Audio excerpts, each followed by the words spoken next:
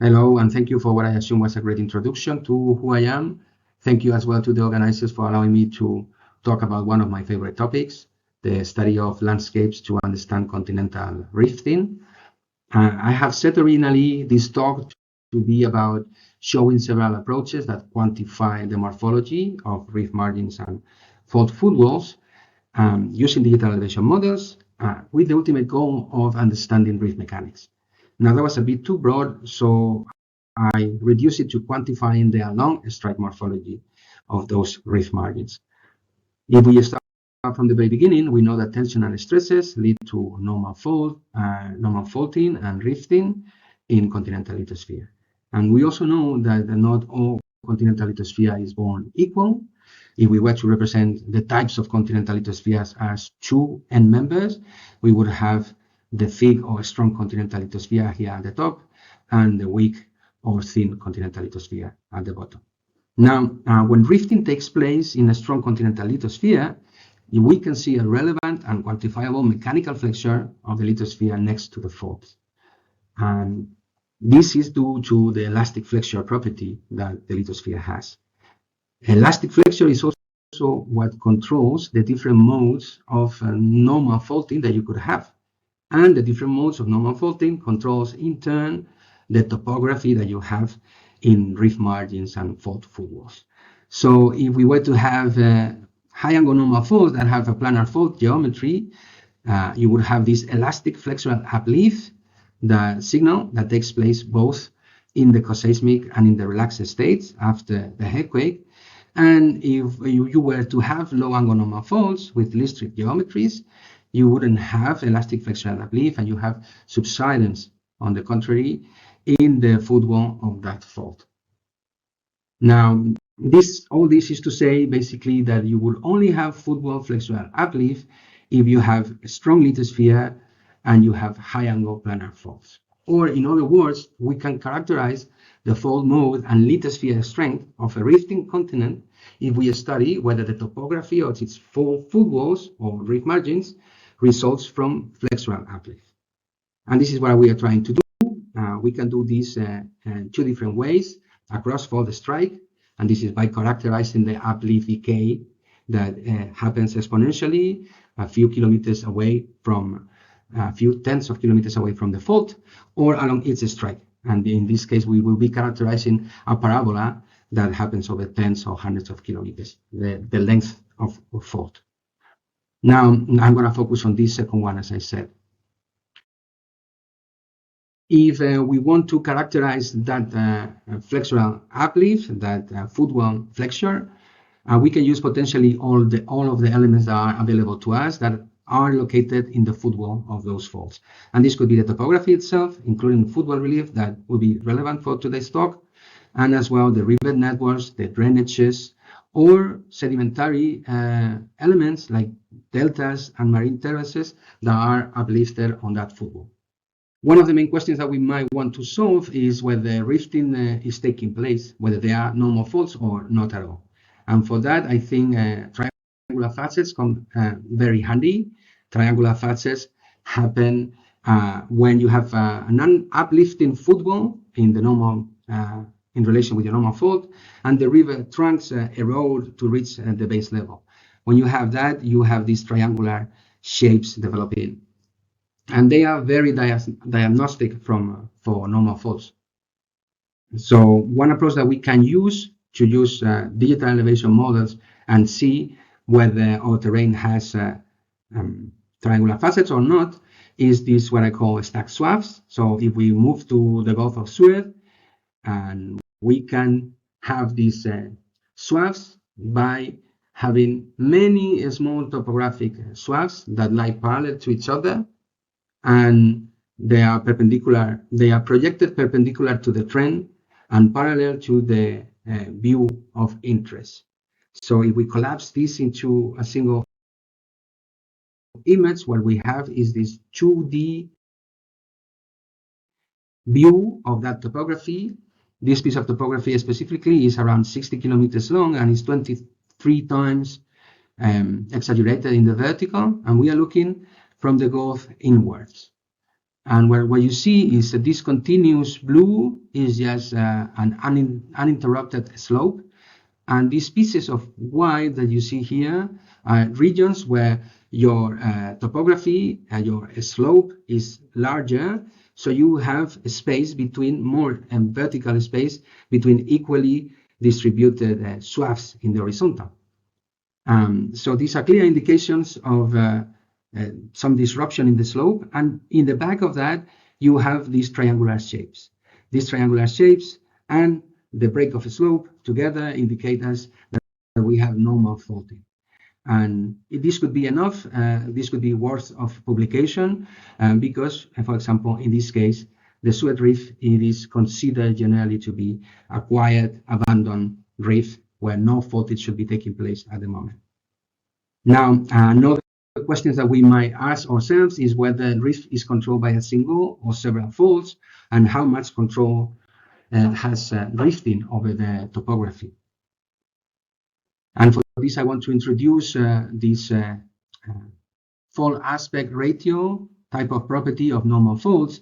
And this is that over the length of a fault or a fault array, the maximum fault array that is kinematically linked, that is, the maximum displacement happens around the center, and that displacement decays towards the tips of the fault. And then within this frame, I want to introduce footwall relief, and footwall relief will be the first major inflection in the topography from the fault trace, and that first inflection is related with a slip along the fault. And you can see this footwall relief in a way is like the maximum displacement profile of the fault minus the denudation.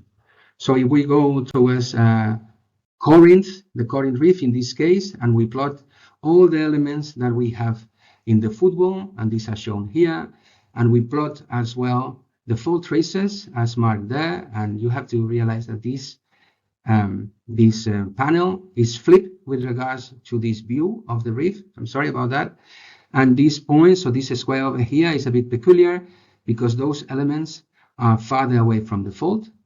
But we have the fault traces and we have the trend of the main fault system over here. Okay, when we have these, we can check whether these fault traces at the surface are linked or not at depth. And what I mean by that is whether we would have some profile like this or a different type of profile. When we plot this footwall relief, then we see this beautiful parabola that indicates that we have a single fault for over 80 kilometers, or even discarding this part over here that is a bit tricky. We have this continuous fault system, and we can even relate parts of that footwall relief with fault traces. So for example, the Derveni correlates with this triangular shape over here, and we can even tell that the Derveni was faulted by 3 different fault segments that are now linked. We can do the same for all the pieces of the topography that relate with other fault system. Here we can see that we have a different fault system, so the projection is another type of projection that it is parallel to this fault system and not to this entire fault system. And we can even see here that this is roughly flat, so this might indicate that both systems are already interacting or linked at depth. Now we can do the same type of thing to get to know how the faults grow, whether they are individual faults or they are linked. This we have partially discussed now, but also how the reef has evolved in time and space. If we were to use all the markers, and for that I focus on the paleo shoreline angle that is formed in the highest stance in relation with the uplift of terrain when you form marine terraces, but you can also use the topset forested contact of Gilbert deltas. These are both elements that form at sea level and have now been uplifted in the footwall.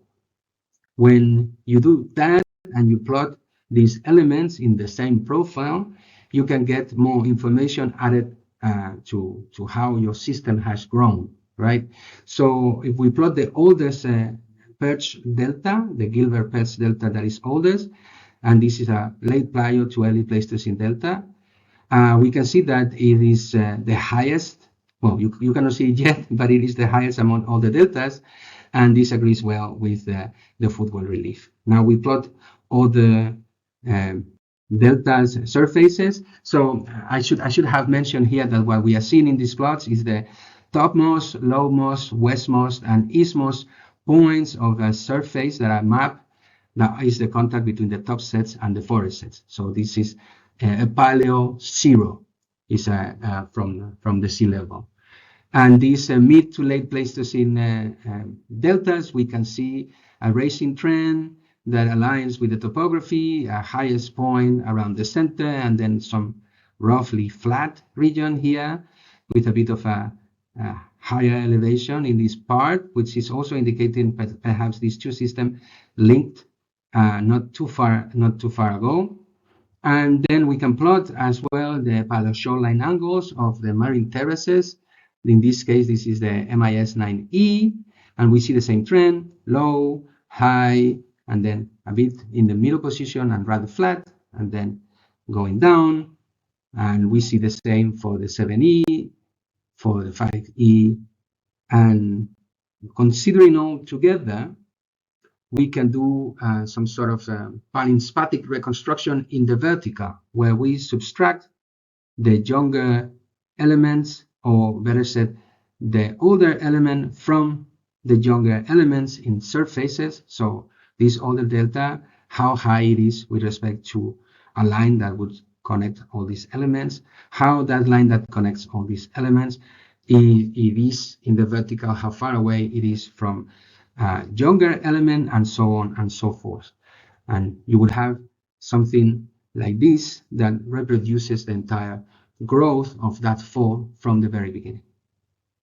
And this gets more complicated or more fun, depending on how you see it, if you include as well the nick points on the river network, because you can distinguish whether these profiles have been connecting some folds that have formed successively, or sort of propagating towards one of the directions, or even all the types of linkage between the folds. If you want to know more about that, you can check this paper over here. But just to show you more approaches that you could be using. So for example, if you plot the river networks towards the same profile, although in this case it's flipped again, I am sorry about that. You can see that if you have a very strong flexural uplift, you have these very broad flat regions on those profiles, and those are also shaping this parabola. And again, if you use the main inflection of those river trunks, you will see as well the parabola. These flat regions I call cognac type of valleys, in opposition to the wine type. And I conclude the talk now by leaving you with this conclusion slide that applies to Corinth and that shows all the inferences that could be made by studying the football. Thank you, and I'm looking forward to your questions. I have received 3 questions that I'm going to answer now. The first one says, in which way does tectonic inheritance affect along strength morphology of a reef? If the question were how much, I would say significantly. The question says in which way, and I think this depends on the type of tectonic inheritance that you have. So whether you have a normal fault, whether you have a strike slip faults, whether you have shortening structures, and as well as the orientation of the former systems with regard to the new system. So for the examples that I've put forward, on Suez, I don't think there's any tectonic inheritance in the packages that I've studied, in the lithological packages that I've studied. But in Corinth, chances are that the new system reuses older rifting that was more distributed and that has been taking place for 4 or 5 million years. The second question is how variable geological strength and variable erosion rates affect the river networks, and whether is it possible or necessary to include it in the analysis. So obviously, I think the question is aiming at erodibility and how that affects the river networks. That would change the capacity of the river networks to erode and the drainage morphology in itself. And that would in turn change the amount of signal that you can recover given the same tectonic signal.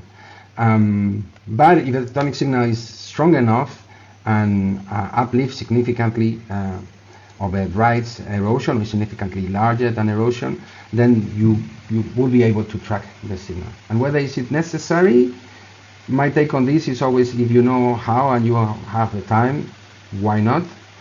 And possible is a different element altogether. I mentioned that the footward relief was a proxy for the maximum displacement of the normal fault minus the nudation.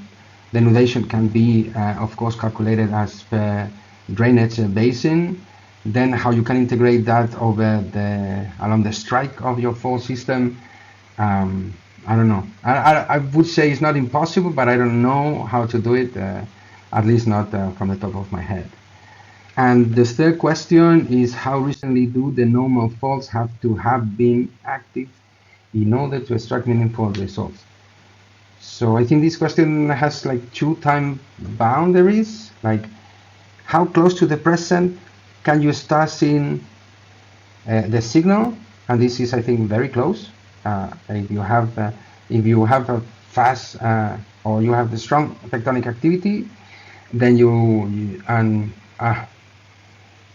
if you develop, I don't know how close to the present you can start seeing results, but you can track the footwall relief if you were to have triangular facets, even if those are not very high, not very high in elevation. And then the second part of the second time frame is how much into the past can you still see the signal. And so that depends on how active your system is. I would say